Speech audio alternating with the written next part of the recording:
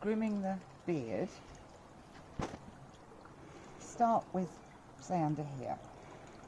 So move the hair away so you can see the lips. Brush against your hand. Right. Very carefully. You don't want to hit those lips. I'm actually only holding her very, very gently. Go again. Try and get the hair underneath, so I'm using my hands to push the hair forward. Good girl, stay still. And then bring up her head, and you can do the same layers as you did on the feet, coming down. So you're still just letting a little bit of hair go. I'm letting her move. Should be more happy about sitting there if she has a bit of freedom.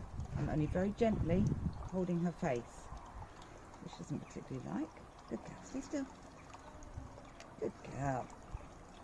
So, layers. Good girl. And when you've done it all the way through, there's not really any resistance there. Very carefully. Good girl. Don't suffocate the dog. They won't like that.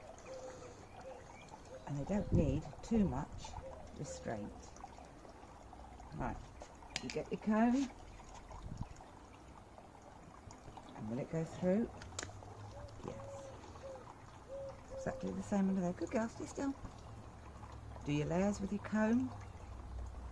Check your food pockets. These are your food pockets in here that sometimes trap dried food. Just use your comb carefully. And if you get your mat, if there is a mat, you could just use the tip once again to divide it. Like that. Good girl.